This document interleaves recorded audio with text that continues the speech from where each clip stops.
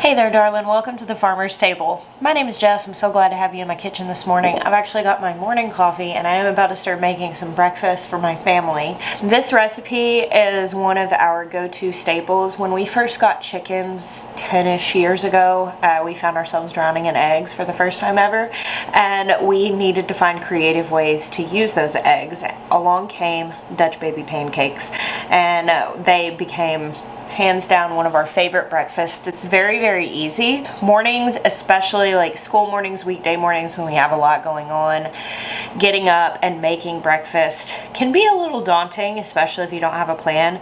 And I love Dutch baby pancakes because as long as I've got time for it to bake in the oven, the hands-on time is so small that I can pretty much make it work even on a busy morning. You can look up Dutch baby pancake recipes and find 100 different variations with slightly different measurements, but they all more or less work the same. The recipe I use, the base recipe, is 1 cup flour, 1 cup milk, and 6 eggs. And then you can take it from there where you want to go.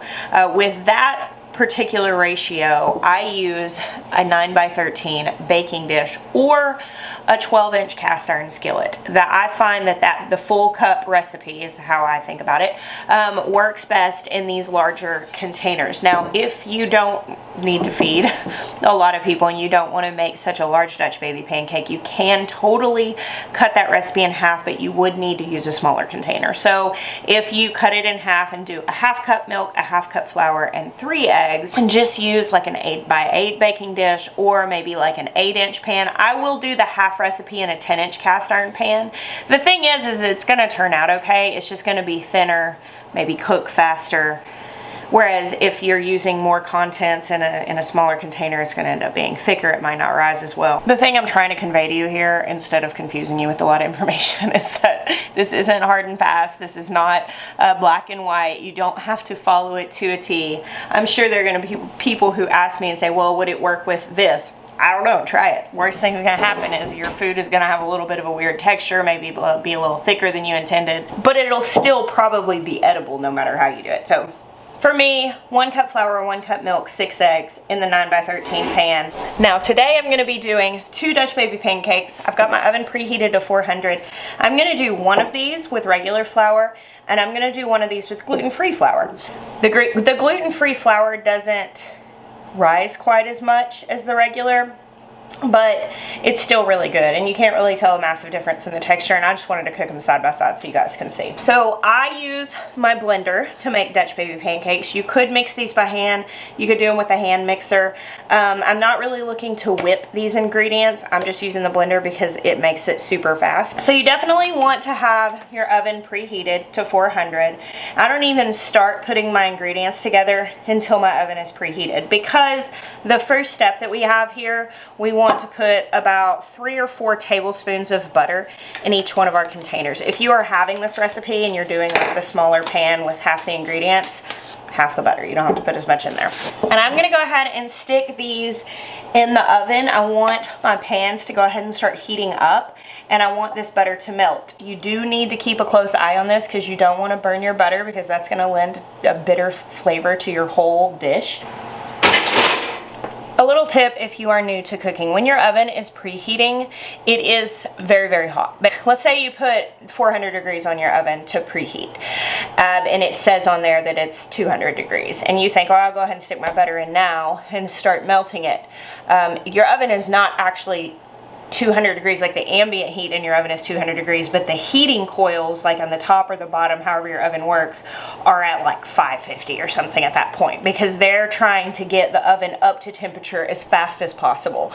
So if you put that butter in while your oven is still preheating, it's probably going to burn it. Like if you throw a dish in thinking, well, it's still preheating and it'll be ready in 10 minutes, I'll go ahead and put the dish in, it's not going to cook how you want, because it's being exposed to a really high heat from the broiler in a lot of cases. Maybe not all ovens act like that, but I know a lot of them do. So I typically like to make sure that my oven is just fully heated before I put anything in it. So as I mentioned, there's kind of the base for this recipe, and then you can take it in different directions. You can serve Dutch baby pancakes with like a savory application. If I were going to be serving these in a savory way, I would likely season them differently. So I would still do the cup flour, cup milk, 6 eggs, but then I might add some salt, I might add some garlic powder, some onion, and then when it comes out, slice up some like deli ham and put it on top. So you could go savory with this. When I'm gonna do it sweet like I am this morning, I'm gonna put a little bit of nutmeg, vanilla, and a little bit of sugar in afterwards. So that's what I'm gonna put on the written recipe, but feel free to play with this because Dutch baby pancakes are really versatile. All right, I'm gonna start cracking my eggs. You're gonna see me crack these into a separate bowl and put them in the blender. That is because these are farm fresh eggs from our chickens, and though we collect them daily, I have still had rotten eggs in my kitchen. It's a scarring situation. You crack open a rotten egg. My rotten egg story is awful. I was cooking breakfast for our extended family, and I had literally already cracked about 40 some odd eggs. It was dozens into this really large bowl because I was scrambling a really big pan of eggs for everybody. And the last egg that I had to crack in 40 something eggs was rotten. I cracked it directly in, of course, ruining all the other eggs that I had already cracked. So that's whenever I adopted the method of cracking into a bowl first to protect myself and my ingredients. It was, oh, rotten eggs are nasty. All right, 6 eggs are going in the blender. Now I'm just gonna reuse this little egg bowl because it is a 1 cup measuring cup. The thing I really like about Dutch babies is that so many like fast and easy breakfast options are just carbs. And even with Dutch babies being kind of on the sweeter side, there's still it's a lot of eggs and milk. So there's protein involved. And I kind of like the fact that we can have a fast, sweet breakfast that my kids actually like and will eat, but that is still some protein. This is the gluten-free flour that I use. It's Bob's Red Meal. I ordered this bulk online. I've found it on Amazon. Azure Standard has it. I'll try to find some links and put them below. I mean, as far as a bag of flour goes, it is expensive, but if you've bought gluten-free flour in the small bags at the grocery store, it adds up a lot and you do actually save money buying it bulk. Now, if you couldn't get through this very quickly, you could probably get this separated out in smaller bags and put it in the freezer and it would be fine. But I definitely wouldn't just, I've got the open bag here, but I mean, I cook a lot, so I can get through food a lot of times before it is at risk of spoiling or having bugs or anything like that. Gluten-free baking is one of those things that is still relatively new to me, and I'm just kind of doing the best I can and what makes the most sense for us. So, all right, eggs, milk, and flour in here, so there's my base. Since this is going to be on the sweeter side, I'm going to put 2 tablespoons of sugar in here. You can do maple syrup, you can do honey, you can leave the sugar out altogether, whichever one you want to do. Today I'm going to do just a little shake of nutmeg. I mean, that's literally maybe like a 1/4 teaspoon. And then a little shake of cinnamon, same, not very much. And we're going to put about, I don't know, a teaspoon of vanilla extract. I do make my vanilla extract out of bourbon, so whenever people see me cooking, they're like, are you spiking your kids' food? I'm like, I guess maybe a little bit.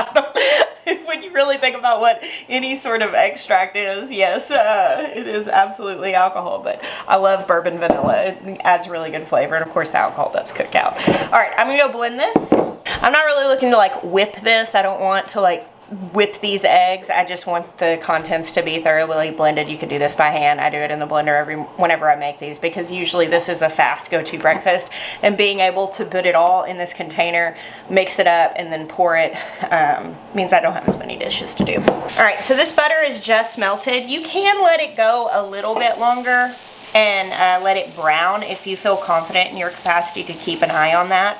Brown butter just lends a much nuttier flavor to things, but it's also okay if you just melt it. Pouring in here. Make sure you don't have any flour pockets. All right, this is going back in the oven, and I'm going to just really quick repeat the process on the regular one with regular flour. I do the gluten-free one first because I usually don't even wash this. I just move on to putting the next set of ingredients in, and the fact that this is gluten-free is not going to make a difference on the next one.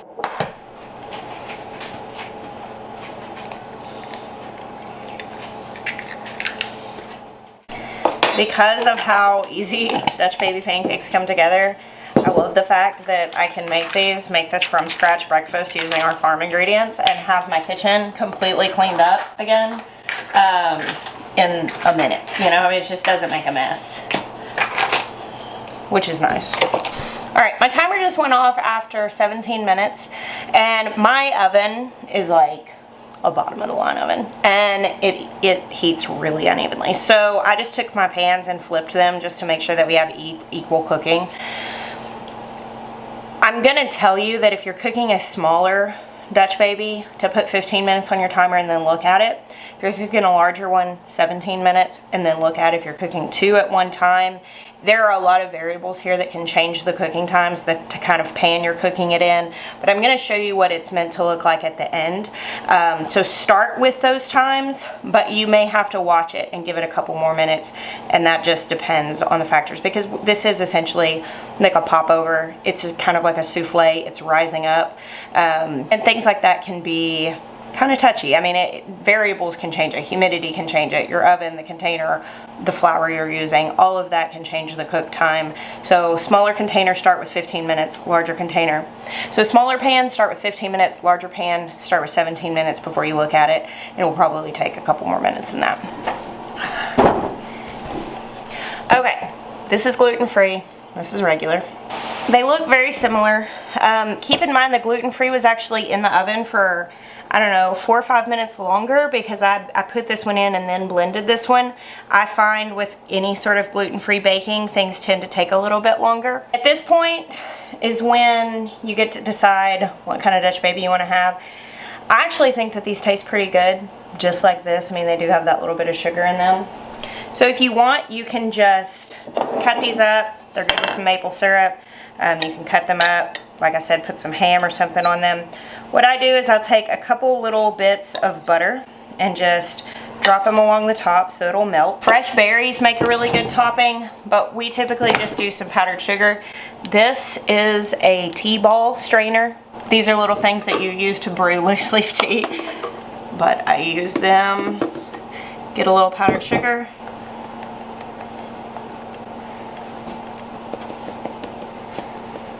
I mean, really, like, the world's your oyster right here. You can be creative and do any sort of way. Some of my kids actually really like them savory. Jeremiah's favorite way is just with a little sprinkle of powdered sugar and then some fresh berries. Again, sometimes we just do them plain and put maple syrup on them. It really just depends on what I have in the kitchen. So that's it. This is one of our favorite go-to breakfasts. I hope you enjoy it. Thank you for hanging out with me today. God bless you. Until next time.